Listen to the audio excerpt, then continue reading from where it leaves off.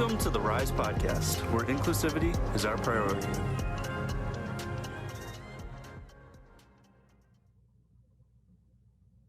Hello, everybody. Welcome back to the RIISE podcast. I'm extremely excited for this episode. My guest today is Joel Gomez, and he is actually a current Purdue student, and he's a freshman studying industrial engineering and technology. And myself, I'm a senior here at Purdue, and RIISE, our organization, is centered around Purdue University as well. So this is a very, very exciting episode. We are very excited to have Joel out here. A little bit background on Joel. Joel is from San Diego, California. He is a one-time Paralympian in the most recent Paralympic Games, where he competed in the 1500 meter at his classification, which is T13. And we are very excited to have Joel out here today. Joel, if you just want to say hi to the folks listening and watching. Yeah, everybody, thank you for tuning in, and I'm very happy to be here, and yeah, I'm really excited to do this podcast. Yeah, I am, if you guys can't tell, I'm extremely excited because not only does Purdue have the opportunity to have not only one Paralympian, and we'll get to another one later actually, but we have this organization on campus that is catered towards just making Purdue a better place when it comes to disability awareness or just anything about the Paralympic movement. And for those of you that don't know, RIISE is RIISE, and that stands for Reinventing the Interface of Inclusivity, Sports, and Engineering. So we are all about making Purdue a better place. And what better representation for Purdue and our organization than to be joined by a Paralympian that shares the same classroom and takes the same buses and eats at the same dining court. So we are very, very excited about this episode because this will really kick off what we like to do as this organization here on campus, which is trying to make Purdue a better place and trying to get the Paralympic movement known more. So we're going to talk a lot about Joel's life, his specific classification, and his dream to making it to the Paralympic Games coming true this most recent summer. We're going to talk about how RIISE can impact other universities, maybe all across the world or just America. And we're going to talk about the impact of RIISE being an organization catered to helping people with disabilities, which can be an underrepresented group sometimes. So we're really excited. I'm gonna stop talking because I am not the main event here. So Joel, if you want to give me, we're gonna move kind of chronologically here. Do you want to just tell me a little bit about yourself, your specific disability, and how that started? Did it start when you were younger, or just talk to me a little bit about that, the timeline up until probably right now, if that's okay. Yeah, sure. So I was born with a genetic visual condition called blue cone monochromacy, which leaves me legally blind and severely colorblind. I'm also photosensitive, and I used to have a bit of nystagmus, although that has kind of waned a bit. So I grew up with that, and I've always had plenty of challenges throughout my life in the classroom about just my vision isn't to the point where I need a white cane all the time or anything like that. So it's not a very visible disability to others. So I've had to basically, in some cases, convince people that I am legally blind and all of that. So that's been a bit tricky. And I started running when I was about, when I was about 9 or 10 years old. I played soccer as well. And just as the game became more competitive, the ball started moving a lot quicker because we grow stronger and just kick it harder. So I would be able to run from one end of the field to the other really quickly. It's just I would not be able to get to the right end of the field where the ball was. So I was spending a lot more time on the bench than I wanted to, and a lot of parents would comment on my speed. So me and my family, we decided that maybe I should try something different and take my strengths to the track where I don't have to worry about a ball, just basically about running fast. Yeah, that's awesome. I love that story, and I love that origin story where and I love your attitude about it too. You're just kind of laughing, saying the ball got too fast, and you're like, all right, I'm out. I'm going to do track. And I myself, I did track in high school, and I love track, and I love seeing the representation that track offers, because we most of the people that compete in track, at least on my high school team, were people that were cut from soccer or cut from football or weren't big enough to play football, and then they just fell in love with the sport. So, kind of talk to me a little bit about you falling in love with track, because I understand that soccer wasn't the best suit for you, but talk to me about how you just fell in love with running, and how you've made a successful career out of it. Yeah, I'd say the most significant reason I fell in love with track in the first place is how it embraced me. I joined a local club in San Diego. It was just a youth club, and I believe the San Diego Waves is its name. And it's still a club around there, but and I visit occasionally just to say hi to my old coach and just see the newer generations of it. But basically, just doing those youth meets with that club, it was just such an embracing environment. And I mean, I'd say that that's pretty much what sparked my love for track. And then ever since, I've just been able to progress as a runner. I've been able to get stronger. And then the Paralympic movement, I discovered about, I'd say about 5 years ago. And now that I had that in my sights, I was able to use that as an inspiration to keep going, because running not all the time is a fun thing. I mean, it's hard. I'd say maybe 80% of the time, 20% of the time it is fun. So it does take a lot of perseverance, and I'd say the Paralympic movement has definitely inspired me to keep going and to show people that it's basically anybody can do anything, and that as I'd say one of my favorite runners out there, Eliud Kipchoge, says, is no human is limited. I love that. I love that a lot. Very elegantly said there, and I think your honesty is awesome as well when you say that not all of running is fun. No, Uh, definitely not. I loved competing. That was my thing. I loved winning, and I loved putting in the work and winning.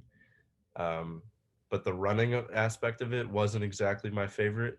I was always envious of people that enjoyed running, because if it wasn't for sport, or if it wasn't for competition or getting better or pushing myself, like I don't know if I could just go out and have a nice run. Like I would always be thinking about times or distance, or maybe I should pick it up and do a tempo. Or so I love your honesty there when you talk about running. And talk to me about, this is kind of a specific question, but we've talked about California and kind of how you got your start. What brought you to Purdue? I mean, we're in the middle of cornfields and nothing else here in Indiana. Yeah. I know your major is almost perfect for a Purdue degree. So, but talk to me about your decision to make Purdue, and yeah. Exactly. Yeah. I'd say just because Purdue is known for their STEM fields, it's a very valued name in industry. And I just kind of wanted a change. I wanted to definitely go out of state. I mean, California is amazing. The weather is pretty much unparalleled by anywhere in the world, let alone the United States. So, yeah, I mean, I really don't know how it ended up being Purdue, but I mean, it just worked out that way. And I've really enjoyed it here so far. Good. And we're very, very happy to have you here, because you're just a great person. You have a great attitude, and we could use as many people like you as possible. So, did your disability have any influence in your college decision? Like, let's say you visited another college and you didn't think that they were doing the appropriate things to um, make your college experience perfect. But Purdue per se, like, can you talk to me about that experience, like choosing Purdue? Was it just because you wanted to choose it, or was there something that Purdue was doing that you were very fond of? I'd say that played a minor role, not a huge role, because I've just throughout my life I've learned to really adapt and kind of just do things like everybody else with or without a disability. So I would say it didn't play a huge part, but I did value it to a certain extent. For example, I contacted the DRC here just to make sure that it was competent, and they were able to get me accommodations for testing and all that, and they were. So I mean, if they weren't, that probably would have played a pretty big role. But I'd say I mean, pretty much all the schools that I went to did have a form of that as to like what I needed. So I mean, if it was a significant thing, it would have been if they weren't able to provide something, and that would have been a big issue. Yeah, that's a very good point. For the viewers or the listeners that aren't familiar, the DRC is Purdue's version of a disability resource center. So basically, if you have any requirements that you need filled, I personally have visited there quite a bit, and they're great people. And basically, if you need anything when it comes to disability, you can just go to the DRC. You can just walk in, and they can help you. Um, it's a great part about Purdue's campus, and there's also some other good things about Purdue's campus. But the reason why RIISE is an organization here, and the reason why we are putting so much emphasis on inclusivity, um, is because we've seen some instances here on Purdue where there could be some changes. I feel like everywhere you go, there could always be some changes. Currently, RISE is working on building audits, so we're going to every single building, and we're just basically checking: do the elevators work? Is there braille on the doors? Do the buttons, like the handicap buttons, work? Where's the nearest handicap parking place? So we're currently going through all of Purdue's campus to hopefully see a better campus for everyone, because they might make a new $10 million science facility, and that's awesome for the science students. But if the elevators don't work, then that's restrictive to who can actually enjoy the benefits of that building. So that's the big thing here about RISE is what we're trying to do.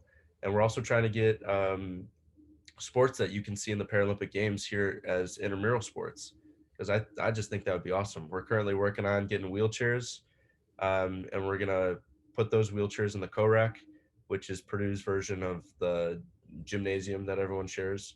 And we're going to try and get wheelchair sports here. And just this is all about representation, and that's what we're working on. And Joel, I know I just went on a little tangent there talking about RISE, but can you talk to me about what the organization and what we're trying to do as an organization, RISE? Like, how does that make you feel as someone that competed in the Paralympic Games, with us being so focused on the Paralympic movement? And do you think like every other campus or um, across the nation should have an organization similar to RISE? Yeah, so I definitely think what RISE is doing is an incredibly noble cause, and I support it 100% of the way. And I do think that pretty much every campus should have this sort of thing, even just regular community centers around the nation, just to spread awareness, because not a lot of people know. Like, for example, if I tell them I went to the Paralympics, they're like, oh, you went to the Olympics. They just combine those two words into one. So, or maybe they just mishear it or something like that. But definitely, I think that spreading the awareness, it can never really be a bad thing. Yeah, I 100% agree. And we were really, really excited here at RISE. And I know it's been some time since our most recent episode, but I think that's a good thing. We've been so busy working on some internal things with our organization, and we're finally having in-person meetings because we're a new organization still working through COVID and mask mandates and all that and being safe. But we're working on. We just had a wheelchair obstacle course in the middle of campus, so anyone could just walk by, try out a basketball wheelchair for their first time, and maybe leave with a better understanding of the difficulties and challenges that people with disabilities have to go through. So we are very, very excited with the work that we're doing. And we're also very excited to have someone incredible like Joel here on our podcast. And we're looking forward to working with Joel, um, with our organization as well, including him, because he can be an incredible speaker, an incredible advocate of our newly growing organization. So I think we've talked a lot about the business stuff and all like that, but I realized when I emailed you today that like my email is just like Sean English 24. Yours was Joel Gomez Music. So Yeah. can you tell me about music? Do you just is this a recent thing? Do you make music? Where can we find your music? Talk to me about like your passion with music. Yeah, so when I was about 4 years old, actually, a neighbor of ours was moving and they were getting rid of a lot of their things. And they had a violin out on their driveway that was just, it was like a garage sale or something like that. And I saw it, and I'm just a generally curious individual. So I asked my parents, Could we get that? Or could we keep it, please? And so we did, and he let us keep it for free. And I would take it out every single night and place it on the couch because it was too big for me to even hold at the time. And I would play it every single night. And my parents were thinking to themselves, they'll just give up on it eventually, they'll forget. But I didn't. And about maybe a few months later, they finally caved and said, "Would you like some lessons with the violin?" And I said, "Of course." And so we found a properly fitting violin. I think it was a quarter-sized violin back then, and we found a very patient and understanding teacher. Luckily, it was the first teacher that we even looked up. Her name was Jenny Chin, and she would blow up all my music notes to maybe about quadruple the size, and I would be able to see them because originally, I mean, music notes, everybody knows those are tiny. So basically, that's how I learned the violin. And Jennifer Chin, she also played the piano. So that's how I decided to start playing the piano, because I got curious and I was like, oh, that looks fun. So when I was 5, I started learning the piano as well as the violin. And she would do the same thing, just enlarge the notes. So I played those 2 instruments for quite a while. And then when I turned 9 or 10 years old I saw a Disney commercial for their new resort in Hawaii. And there was a kid playing the ukulele, and it looked like a lot of fun. So I decided to spend my birthday money on getting an ukulele. And that's when I started singing as well, just because the ukulele is a fun instrument on its own, but it's kind of it's more of a supplemental instrument, kind of like the guitar. It can't really, it can stand on its own for sure. Like I'd say that's pretty much how I play it nowadays. But then on my 12th birthday, my uncle gave me a guitar. So those are the 4 instruments that I have learned to play rather proficiently. I don't play the violin or piano as much anymore, or the guitar. The ukulele is the one that I mainly take with me whenever I go places. Like I even took mine with me to Tokyo, and I even have it here at Purdue. And I definitely have learned more of the standalone songs on it, which is called fingerstyle, where you're basically playing the melody of a song on the ukulele. And I have a YouTube channel called Joel G Music, and I started that when I first got the ukulele as well. And up to now, I think I have about 50 songs up on there, 2 of which are originals. One is named, kind of ironically, "Running Blind," and that's about my life's path from transitioning from soccer to running, and how I just persevered through all of that, I guess, adversity. And then the other song is "Along for the Ride," which kind of has a very similar message of just kind of going with the flow and just not letting things stop you. Yeah, that's pretty much my whole musical journey, I'd say. I guess one other thing is I do also teach the ukulele. I've kind of put that on hold just because of college, but back during high school, I would teach at the library, weekly lessons to a group of maybe 5 or 6 peers about my age. And then after COVID hit, I decided to start my own business with that. And I started teaching private lessons to just some people. Some of them were old students from the library. And that was actually going pretty well. But then, of course, I can't teach them from here. Zoom is tricky to teach music over, just because, I mean, there's latency, and just, it's not as good of a quality of lesson either. But yeah, so that's pretty much all of my music, I guess, summed up. I love that. That's really cool. I might need to ask you for some lessons, because Yeah, sure. I might have to hire you, get you back in the business. Well, that's really cool. For those people that are interested, and if it's okay with you, I would put the link to your YouTube channel in the link of our podcast. Yeah. Um, and so people can check it out. And I'm really excited to check out that Running Blind. That's going to be really cool, especially after now that we've talked. So yeah, that's really cool. So it seems like music is one of your big hobbies. But and you said you brought the ukulele over to Tokyo. How was it over there? Like, because there was only a few times where you were out competing. How was it, Yeah. like, passing the times? And I saw a lot online with the cardboard beds. I don't know if you can tell me a little bit about that, but like, how'd you pass the time? How was the Paralympic experience good outside of the race day? Yeah, so the overall experience was absolutely out of this world. It was nothing that I could have imagined. I left on August 10th for Tokyo, and it was a close to 30-hour travel day. I'd say about 25 hours. So it was a long travel day, and we got there, and we spent our first 10 to 12 days, I believe, at the Yokota Air Base, which was about an hour outside of Tokyo. And we had our training camp there just to acclimatize to the weather, because it was quite humid, very humid, and not hot yet. Like we were kind of there during a bit of a storm that they had, a bit of a rainstorm, so it wasn't as hot as it could have been. But yeah, that Yokota Air Base was so great. It was just an amazing experience. The running trail went right by the runway, so I got to run right along the runway, and I could see the planes parked. I mean, these huge military planes. So that was awesome.